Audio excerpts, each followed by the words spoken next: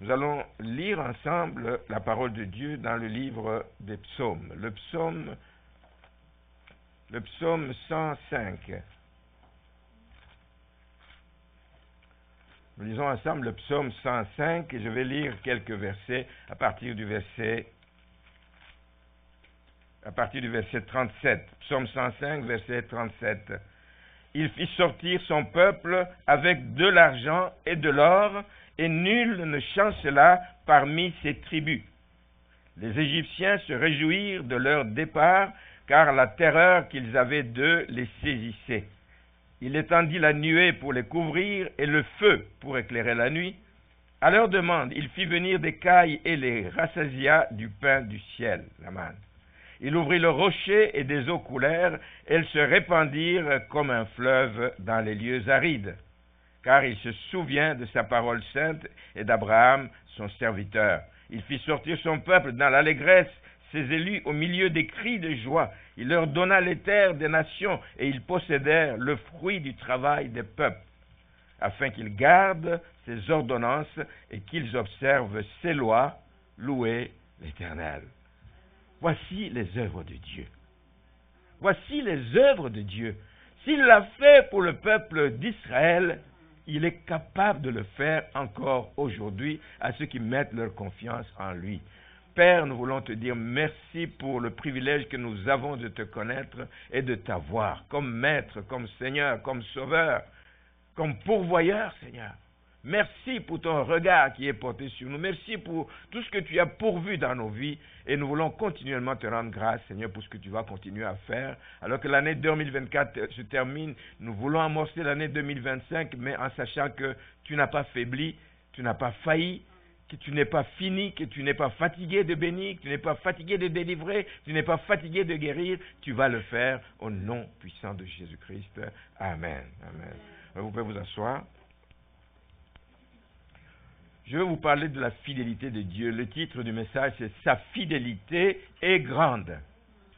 Sa fidélité est grande. Elle est comparable à nulle autre personne qui puisse être fidèle. Il n'y en a pas qui soit fidèle comme notre Dieu. Il n'y en a pas. Après tous ces témoignages, bref, certainement, je vais prendre quelques minutes justement pour vous encourager, bien-aimés, à vous attendre à Dieu. Attendez-vous à Dieu, même si l'année s'achève. Même si vous n'avez pas eu ce que vous espériez avoir cette année. Même si ce que vous avez demandé à Dieu n'est pas arrivé. Attendez-vous à Dieu. Amen. Attendez-vous à Dieu, même si les prévisions, tout ce que nous entendons dans les radios, à la télévision, etc., même si les prévisions pour l'année 2025 ne sont pas bonnes. Ce que vous entendez aujourd'hui, c'est des prévisions qui sont pleines d'incertitudes. Incertitudes quant à ce qui concerne la paix, incertitude quant à ce qui concerne l'économie, les choses vont mal, les menaces dans le sud, etc., avec Trump et tout. Toutes ces choses peuvent mettre les gens dans une position de vivre dans l'inquiétude. Mais comme enfant de Dieu, connaissant notre Dieu, connaissant sa capacité d'intervenir dans des situations impossibles, je vous prie, bien-aimés, de vous attendre à Dieu pour l'année 2025. Je vais vous encourager ce matin à vous attendre aux promesses de Dieu, pas aux promesses des hommes. Attendez-vous aux promesses de Dieu. Mettez votre confiance en Dieu. Et il est fidèle. Je ne sais pas comment le dire, mais il est fidèle tout court. Il est fidèle, il est tout puissant. Il est autosuffisant. Il n'a pas besoin de l'aide de quelqu'un pour faire ce qu'il a à faire. Il fait ce qu'il veut, quand il veut et où il veut. Amen. Amen. Attendez-vous à Dieu. Rappelez-vous sa promesse qui est citée dans l'épître aux Hébreux, au chapitre 13, verset 5, où il dit, c'est la même promesse qui a été faite à Josué, « Je ne te délaisserai point et je ne t'abandonnerai point. » Et l'auteur de l'épître ajoute au verset 6, « C'est donc avec assurance que nous pouvons dire, le Seigneur est mon aide, je ne craindrai rien. » Que ce soit la parole que vous allez prononcer en terminant l'année 2024 et en entrant dans l'année 2025. C'est avec assurance que nous pouvons dire, le Seigneur est mon aide, je ne craindrai rien. Que peut me faire un homme? Rien du tout. Que Dieu vous abandonne, ça n'arrivera jamais. Que Dieu vous laisse tomber, ça n'arrivera jamais, sous aucun prétexte. Il est fidèle. Quand il promet quelque chose, il le fait. Et quand on regarde simplement l'histoire d'Israël, dans l'histoire d'Israël, cette promesse a toujours été tenue. Depuis le moment où il les a sortis de l'esclavage, de 430 ans d'esclavage en Égypte, jusqu'au moment où ils sont entrés en Canaan, la parole de Dieu s'est accomplie comme il l'avait dit. La Bible dit dans Josué 21, 45 qu'aucune des bonnes paroles que Dieu a sorties de sa bouche, aucun des engagements que Dieu a pris ne resta sans effet. Waouh! Parce que ça prouve qu'il est fidèle. Tout ce qu'il a pris comme engagement a été accompli et c'est vraiment à ce Dieu que je vous prie de vous confier durant toute l'année que nous allons commencer. Donc j'aime le psaume 105 et je vous encourage à le lire. Il n'est pas très très long, mais j'aime le psaume. Il a 45 versets. J'aime le psaume 105 parce que le psaume 105 met en relief la fidélité. Il ne parle que de la fidélité de Dieu. La fidélité de Dieu à ses promesses, la fidélité de Dieu, sa constance, une constance dans sa sollicitude, une constance dans l'attention qu'il porte vis-à-vis de ceux qui se confient en lui. La constance. Dieu est constant. Il n'est pas un homme qui change d'idée selon l'humeur, qui change l'idée selon que nous nous sommes comportés de telle ou de telle manière. Dieu reste le même, constant dans son amour, constant dans sa fidélité. Le verset 37 nous montre ce qu'il a fait pour ce peuple d'Israël. Imaginez des gens qui ont passé 430 ans dans l'esclavage. 430 ans. Mais quand ils ont quitté de pauvres esclaves qu'ils étaient en Égypte, le verset 37 nous dit que Dieu les fit sortir avec de l'argent et de l'or. C'est beaucoup d'argent et beaucoup d'or. Des gens qui étaient esclaves. Ils n'ont pas pillé. Ils n'ont pas pillé les Égyptiens.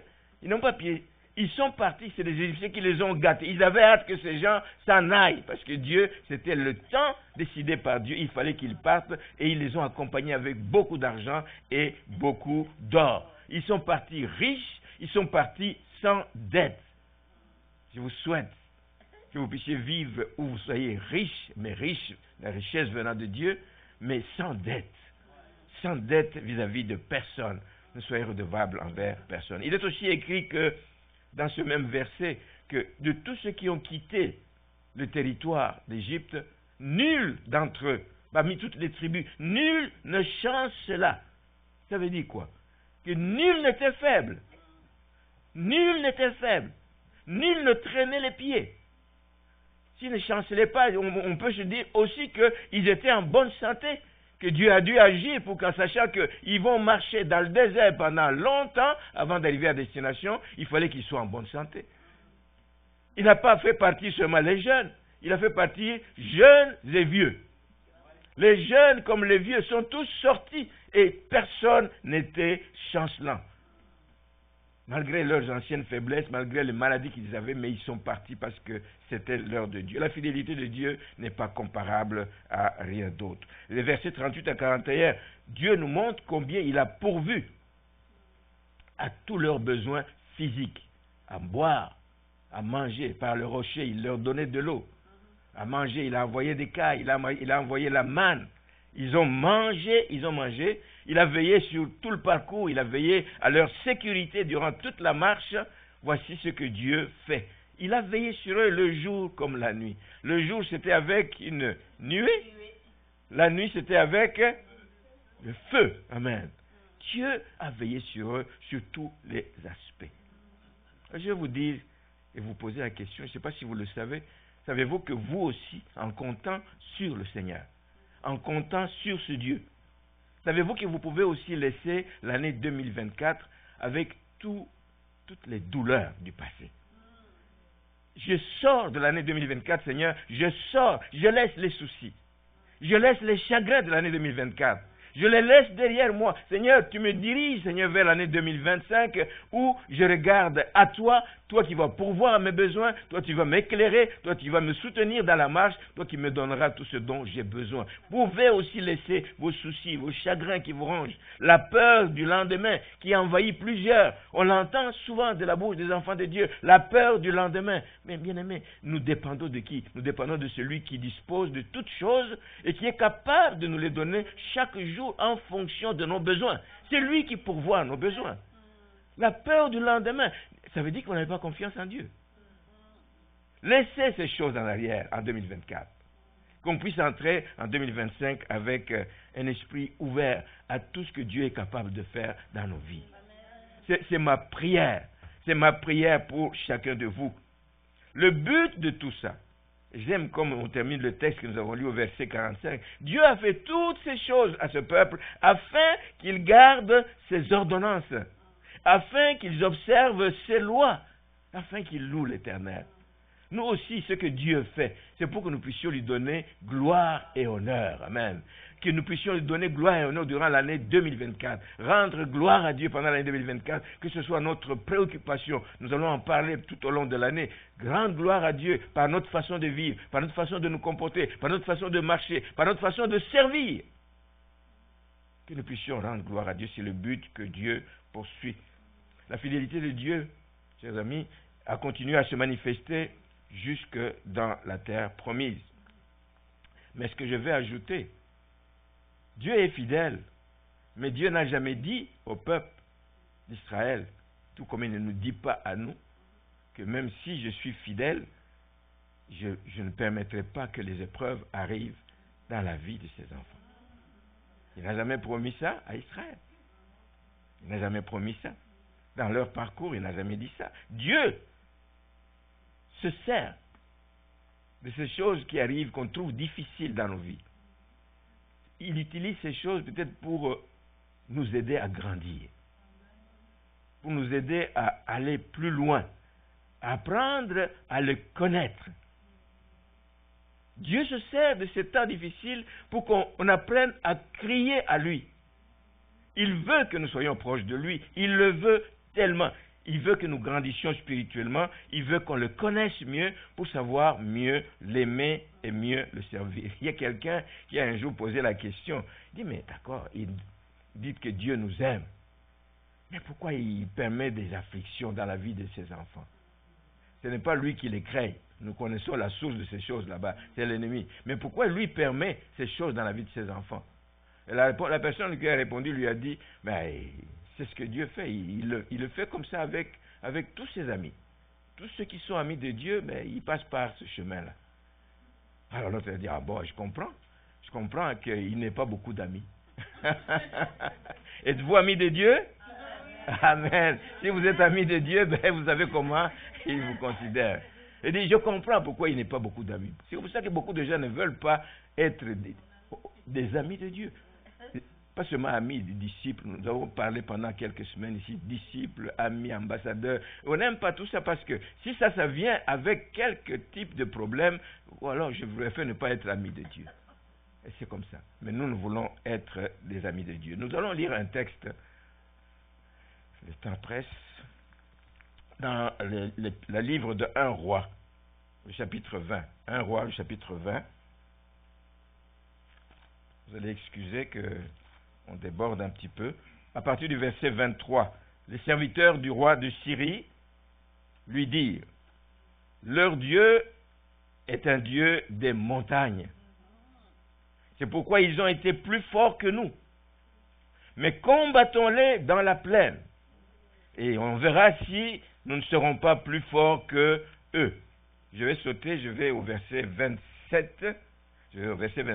Les enfants d'Israël furent aussi passés en revue et ils reçurent des vivres pour aller au combat. Ils reçurent des vivres et ils marchèrent à la rencontre des Syriens, des ennemis d'Israël. Ils campèrent vis-à-vis d'eux, semblables à 2 petits troupeaux de chèvres. Les Syriens, ils étaient comme des sauterelles. Quand ils attaquaient, ils étaient une armée nombreuse.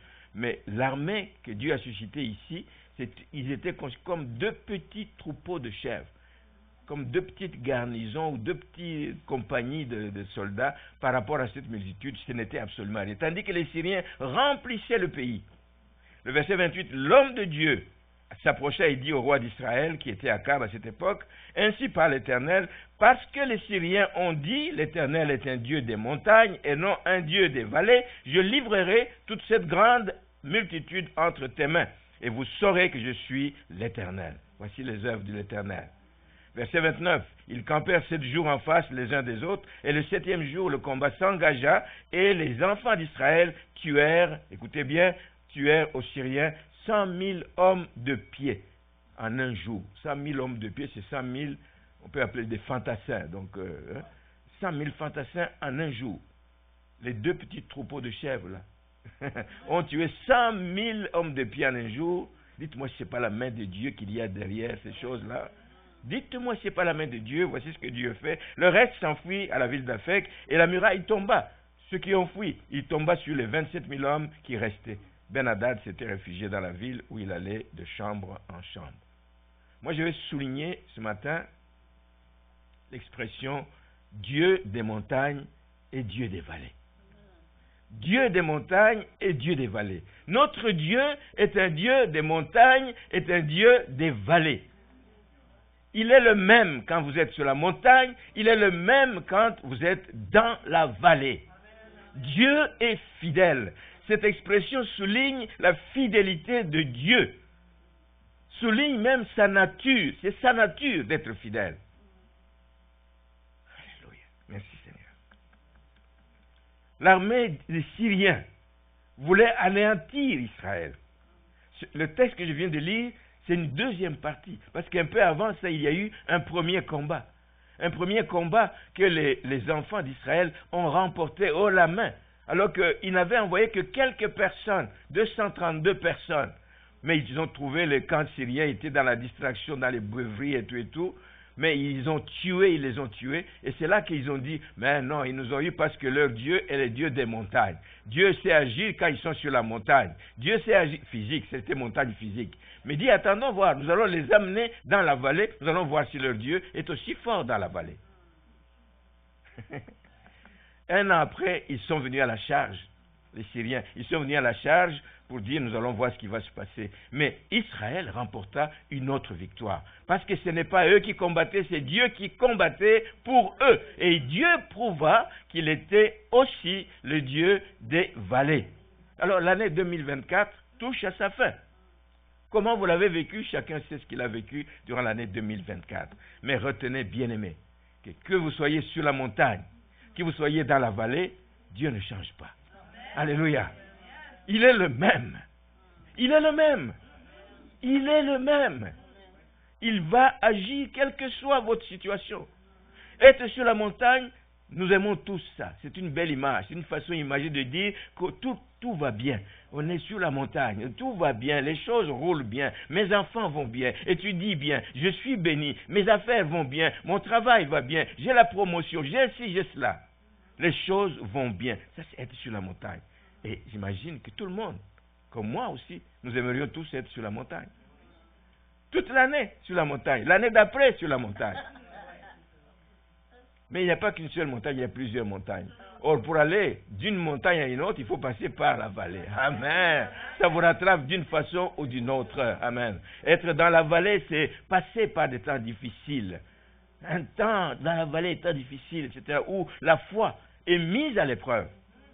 La foi est mise à l'épreuve. Allez-vous continuer à compter sur ce Dieu alors que vous êtes dans la vallée? Oui, parce que je connais l'histoire du peuple d'Israël. Il a agi dans la vallée, il va agir dans ma vallée aussi. Amen. Dieu est fidèle. Aussi longtemps que nous vivons sur terre, attendons-nous, bien-aimés, à vivre tantôt sur la montagne, tantôt dans la vallée. Ce sont des choses qui vont arriver parce que l'ennemi aussi travaille, il ne s'avoue jamais vaincu. Quand il te voit descendre de la montagne dans la vallée, il veut t'enfoncer, il veut que tu restes là. Mais Dieu va te donner la force de repartir et de monter à nouveau sur une autre montagne. Mais pour ceux qui comptent sur lui, dans la vallée, l'ennemi va vouloir t'enfoncer par l'intimidation. L'ennemi est spécialiste de l'intimidation. Il va te dire, mais quoi donc? Et tu crois que tu vas t'en sortir? Je dis oui, je vais m'en sortir parce qu'il n'y a pas un trou profond où Dieu ne peut pas, sa main ne peut pas aller me chercher. Il va m'en sortir. Je vais m'en sortir. L'ennemi te dira, mais non, tu perds ton temps. Tu perds absolument ton temps. Dieu n'interviendra pas en ta faveur. Arrête de vivre dans l'illusion. C'est ce que l'ennemi va te dire. Mais si tu continues à prêter oreille à l'ennemi, tu risques d'y croire. Oh, ma situation dure longtemps. C'est comme si moi, ma prière ne monte pas. C'est comme si Dieu ne m'écoute pas moi. C'est comme si... Alors, vous allez commencer à murmurer, à sortir des choses qui vous éloignent de Dieu. N'écoutez pas la voix de l'ennemi. Je vais vous encourager ce matin. Je vais vous encourager ce matin en vous montrant que le temps qu'on passe dans la vallée n'est que passager. N'est que passager. C'est un transit. Mais les vallées font partie de notre vie ici-bas. Les vallées font partie de notre vie ici-bas. Parce que c'est à travers les épreuves que notre foi grandit. Imaginez une vie où il n'y a pas d'épreuves, où toute la vie, là, tout va bien. J'ai besoin d'argent, il y a de l'argent dans le compte. Je n'ai même pas besoin d'aller chez le médecin parce que je suis en bonne santé. Toujours, tout va bien. Je ne sais pas si vous allez apprendre à compter sur Dieu. Hein? Vous allez vous dire, mais je me suffis. Je vais aller chercher quoi chez Dieu? Ça fait partie de la vie ici-bas. Notre foi grandit à travers les épreuves. C'est à travers les épreuves que Dieu nous façonne. C'est à travers les épreuves qui nous préparent pour l'éternité que nous passerons avec lui. Il faut savoir que malgré les vallées, le plan de Dieu n'échoue jamais. Le plan de Dieu n'échoue jamais. Il l'a fait depuis l'éternité et c'est lui qui veille à ce qu'il s'exécute pas à pas. Même les vallées de votre vie, Dieu les connaît. Dieu les connaît à l'avance. Dieu les connaît à l'avance. Donc, le plan de Dieu n'échouera pas, même quand on est assiégé par les épreuves. Dieu va le réaliser pour que sa gloire éclate. Lui veut faire éclater sa gloire. Il veut que le monde, ceux qui le connaissent comme ceux qui ne le connaissent pas, voient sa gloire et sachent qu'il est Dieu et qu'il n'est pas un homme pour mentir, n'est pas un homme limité par quoi que ce soit. Bien-aimé, Dieu veut que nous puissions croire qu'il est capable d'agir. Donc, la vie, retenez-le, est une succession de hauts et de bas. Pour dire que les épreuves, les temps de vallée sont inévitables. Vous les aurez. Si vous n'avez pas encore eu votre temps de vallée, vous allez l'avoir. Vous allez l'avoir. Mais c'est pour ça qu'il faut se préparer. L'apôtre Paul dit justement dans 1 Thessaloniciens 3, verset 3, que personne ne soit ébranlé, ne soit bousculé lorsqu'il traverse des afflictions. Que personne ne soit ébranlé. Ça fait partie de la vie. Ce sont des pressions qui font partie de la vie ici-bas. Mais notre rôle, à ce moment-là, n'est pas de dire, ok, ça fait partie de la vie, je croise les bras. Non, c'est le temps de recourir à Dieu. Amen. Pour que pendant ce temps d'épreuve, tu ne puisses jamais te sentir seul. Que tu saches que même dans l'épreuve, Dieu est avec toi. Il dit, je serai avec toi même quand tu passes par le feu, par l'eau, je serai avec toi. Dieu est fidèle. L'apôtre Paul disait, car nous sommes destinés à cela. Ici, il parlait plus de lui, mais même nous, finalement, d'une certaine manière, lui, il savait. Quand il a été appelé, Dieu lui a dit, il dit, lui, là, c'est un instrument utile pour ma gloire. Mais je lui montrerai combien, dans le livre des Actes des Apôtres, quand Jésus a rencontré Paul, je lui montrerai combien il doit souffrir pour moi. Paul le savait. Les afflictions, ça n'a pas été une surprise pour lui. Il savait, ça faisait partie de sa vie. Mais nous savons que même dans ce cas-là, nous ne sommes pas seuls. Pensez à l'histoire de Joseph. Avez-vous vu les montagnes et les vallées de Joseph? Un enfant choyé, chéri par son père, qui faisait exception. Le père faisait des choses spéciales pour Joseph. Mais peu de temps après, il se retrouve dans une vallée où il est vendu comme esclave. Là où il est vendu comme esclave, parce que le plan de Dieu doit s'exécuter pour la vie de Joseph. Joseph est aimé par Potiphar, parce qu'il a été acheté dans la maison de Potiphar comme esclave dans la maison de Potiphar. La faveur de Dieu était sur lui et Potiphar l'a pris comme un serviteur, il lui a donné la confiance jusqu'au point, il lui a laissé de gérer toute sa maison. Il dit, sauf ma femme, tu t'occupes de tout ce qui est à moi, sauf ma femme. Mais comme l'ennemi le sait, l'ennemi va utiliser cette même femme pendant qu'il est chez Potiphar pour qu'il essaie de faire tomber, de faire chuter ce jeune homme, Joseph a fui. Le péché, il faut le fuir. Joseph a fui. Mais en réalité, on l'a rattrapé et puis on l'a mis en prison. On l'a mis en prison parce qu'il est allé accuser, puis on l'a retrouvé, on l'a mis en prison. Est-ce que Dieu l'avait abandonné? Non, il était dans une vallée. Mais dans la même vallée, Dieu va lui venir en aide encore une fois. Mais la faveur de Dieu était sur lui parce qu'il fallait interpréter un songe du roi et lui a pu l'interpréter, il a pu en donner l'explication. Ça a permis de sortir de là pour devenir la deuxième personnalité d'Égypte, comme l'équivalent du premier ministre un peu, et il est devenu premier ministre. De la prison à la primature. Les hauts et les bas. Les hauts et les bas, mais tout ça dans l'exécution du plan de Dieu pour la vie de Joseph. Le plan de Dieu ne échoue jamais. Le plan de Dieu s'exécute toujours. Deuxième chose concernant les épreuves, c'est qu'elles arrivent sans prévenir. Elles sont inévitables, mais elles arrivent sans prévenir. Parce que si nous le savions, on aurait pu éviter certaines choses. Mais elles viennent sans prévenir. On ne dit pas, bon, demain, tu vas perdre ta maison, demain, tu vas perdre tu vas perdre ton emploi. Ça n'arrive pas. On t'appelle et dit, mais, écoutez, tu es dégommé ou juste comme ça. Ça arrive sans prévenir, quelquefois même au moment où on s'y attend le moins. Donc, les épreuves sont imprévisibles. Imprévisibles. Les épreuves de Joseph sont imprévisibles. Les épreuves qu'ont connues les jeunes gens hébreux, là, les trois amis de Joseph et Daniel, étaient imprévisibles. Eux, ils ont été amenés de leur pays, ils ont été amenés à Babylone et tout, pris en charge dans la maison du roi, et puis on leur donnait les faveurs, mangeaient Ils ont refusé toutes ces choses, mais à chacune de ces étapes qui pouvaient leur créer des problèmes, on voit la main de Dieu sur la vie de ces enfants. On a vu la main de Dieu dans la vie de ces jeunes Hébreux, au point que ceux qui étaient vendus, ceux qui étaient amenés comme en captivité, ils sont devenus des chefs de la province de Babylone et même des intendants de cette province. C'était dans le livre de Daniel, au chapitre 2. Alors, pourtant, les 3 années que les 3 amis ont, par la suite, ayant été élevés, ils ont par la suite été accusés faussement parce qu'ils ne voulaient pas se prosterner devant la statue, ne voulaient pas invoquer, prier le roi, etc. Ils ont été jetés dans la fournaise, mais Dieu les en a sortis. Parce que rien ne pouvait arrêter le plan de Dieu. Ils s'en sont sortis. Ils s'en sont sortis. Quand on passe en revue ce qui est arrivé aux hommes de Dieu, que Dieu a utilisé puissamment, on regarde, on peut se rendre compte qu'il n'y en a pas beaucoup qui ont échappé vraiment à cette histoire de montagne et vallée, ils y ont goûté.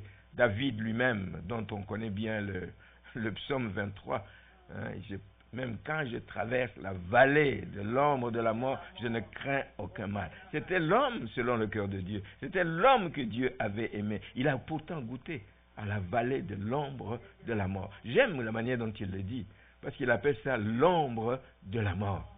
Ce n'est qu'une ombre. Une ombre n'a jamais tué quelqu'un. Non. Une ombre n'a jamais tué quelqu'un.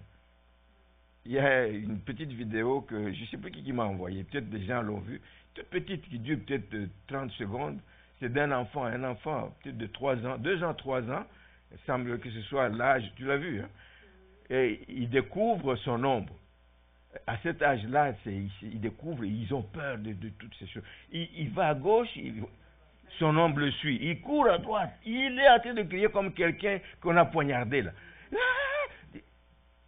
Il va là-bas, l'ombre le suit. N'ayez pas peur de l'ombre. Hein. N'ayez pas peur. Mais fut-elle de la mort, n'ayez pas peur de l'ombre de la mort. Pensez à Élie, l'homme qui était sur la montagne du Carmel, le mont Carmel. L'homme qui a vu la gloire de Dieu, la main de Dieu, la puissance de Dieu se manifester quand il a invoqué le feu sur le sacrifice, que le feu est tombé du ciel, a tout consumé, il était au sommet. Vivre une telle expérience, c'est extraordinaire. Mais quelque temps après, il courait là.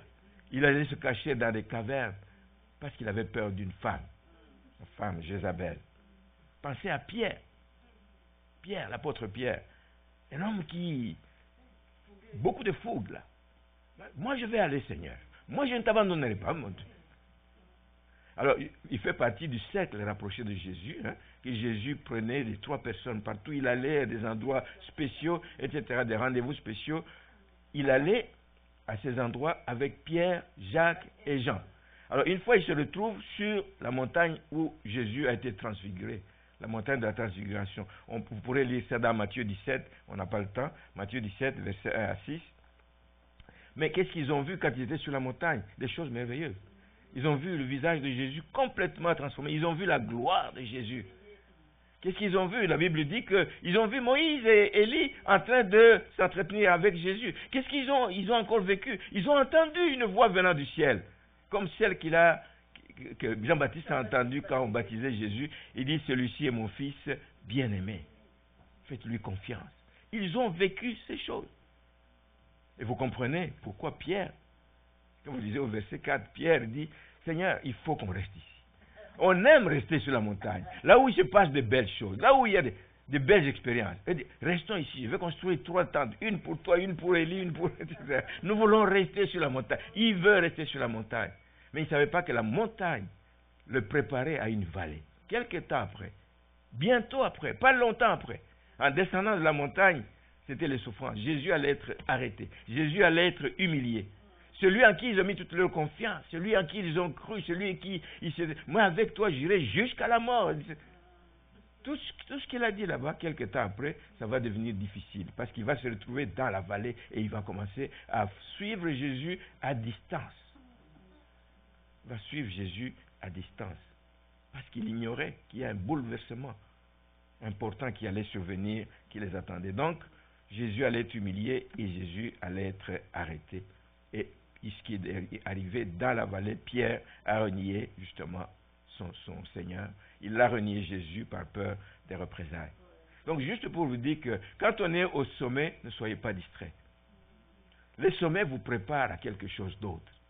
Ne soyez pas distraits, ça vous prépare pour une vallée qui n'est peut-être pas loin. Aujourd'hui, il y en a qui sont au sommet, mais tu ne sais pas demain ce que demain vous réserve.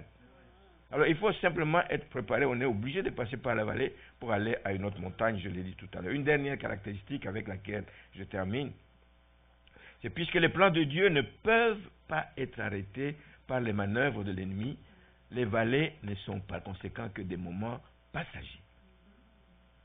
Ça ne peut être que des moments passagers. Parce qu'il y a un plan que Dieu a pour toi. Il va falloir que tu passes à travers toutes ces vallées pour qu'il puisse mener son plan jusqu'à terme. Dieu est en contrôle de toutes choses. Dieu, même dans les vallées, Dieu reste en contrôle. Retenez-le, même dans les vallées. Et retenez que ce ne sont pas les circonstances que vous vivez, bonnes ou pas bonnes. Ce n'est pas ça qui détermine votre avenir. Votre avenir est entre les mains de Dieu. Amen. L'avenir est entre les mains de Dieu. Si vous croyez que votre avenir est entre les mains de Dieu, si vous croyez que vous êtes dans des mains sûres de Dieu, c'est des mains sûres. Des mains sûres. Personne ne peut vous arracher d'entre les mains. Si vous le croyez, attendez-vous que Dieu va agir dans votre situation. Quelle que soit la gravité de la situation, attendez-vous que Dieu va agir. Vous allez vous en sortir. Et peut-être vous direz, comme Daniel a dit au roi, voici notre Dieu que nous servons peut nous délivrer de la fournaise ardente et il nous délivrera de ta main, ô roi. L'ennemi peut te faire dire des choses, te faire croire des choses, peut dire aussi non. Le Dieu que je sers, le Dieu que je connais, le Dieu dont j'ai entendu parler, le Dieu que j'ai même vu à l'œuvre dans ma vie dans d'autres circonstances, va agir dans cette situation. Et ça te donne la force, ça te booste, ça te permet de continuer et d'aller de l'avant. Retenez que quand les choses sont difficiles dans votre vie, quand les choses se corsent, David, quand on lit le psaume 23, il commence à parler de Dieu. Il me guide, il me restaure, il me fait marcher, il. Mais quand il passe par la vallée de l'ombre de la mort, je ne crains aucun mal. Je me prends en charge à ce moment-là. Je dis, mais maintenant je sais que Dieu est avec moi, mais je ne crains aucun mal dans ce qui est ici. Pourquoi? Pas parce que je suis spécial, pas parce que je suis meilleur que d'autres, mais parce que il est avec moi. Il est avec moi. Parce qu'il est avec moi. Parce qu'il me dirige, parce qu'il me restaure. Et il va plus loin. Il va plus loin pour personnaliser la chose. Il dit, mais non. Il n'est pas il comme quelqu'un qui est lointain, mais il est à côté de moi dans ce que je suis en train de vivre. Il dit, tu dresses une table, tu es avec moi, ta houlette et ton bâton. C'est personnel, lui et moi, il est proche de moi, ton bâton, ta houlette, etc.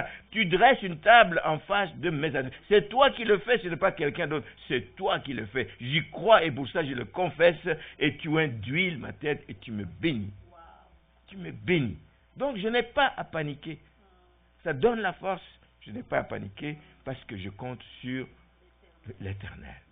Je compte sur le Seigneur qui, comme dit l'auteur de l'Épître aux Hébreux, dit, je compte sur une ancre sûre et solide. Une ancre, c'est ce qui retient un gros bateau et qui peut le stabiliser en cas de tempête. Jésus est cette ancre sûre, amen, sur laquelle nous comptons, amen. Une ancre sûre et solide. Il l'est quand nous sommes dans des moments difficiles. Voilà l'attitude avec laquelle je vous invite à aborder l'année nouvelle. Je vous encourage à y penser à 2 fois, etc. Parce que les fins d'année peuvent être des temps d'incertitude, mais ne vous arrêtez pas à ces moments d'incertitude. Vous pouvez changer les choses et en faire des moments de détermination. Et quelqu'un a témoigné, il y a tellement de témoignages, mais il y a quelqu'un qui témoignait. Hein? C'est quelqu'un qui témoignait, dit non, je ne laisserai pas mon mari. Non, des moments de détermination. Tu dis, non, je décide, Seigneur, tu vas être avec moi, tu es avec moi dans cette situation, je ne vivrai pas, il ne vivra pas, etc., il ne sera pas veuf, mon mari, en tout cas c'est ça, j'avais entendu cela. L'apôtre Paul déclare, dernier verset, dans Romains 8, 37, mais dans toutes ces choses difficiles, dans tous les dangers que nous pouvons courir, dans toutes les menaces que nous pouvons avoir, dans toutes les afflictions que nous pouvons rencontrer, vous pouvez ajouter, dans tous les cas de maladie, dans tous les cas d'abandon, etc., nous sommes plus que vainqueurs par celui qui nous a aimés.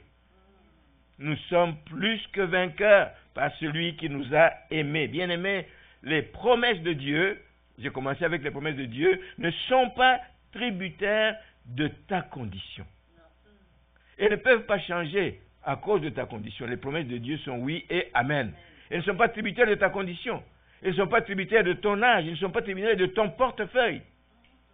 Quand Dieu promet, c'est au-delà de toutes ces choses. Elles ne sont pas tributaires de ton âge. Elles sont tout simplement oui et amen. Alors ne laissez pas les doutes vous affaiblir, d'aucune manière. Ne laissez pas les doutes vous affaiblir. Soyez décidés à ne pas lâcher et préparez-vous à de nouveaux sommets où vous allez donner gloire à Dieu pour l'année 2025. Amen. Amen. Sa présence fera toute la différence. Que le Seigneur vous bénisse.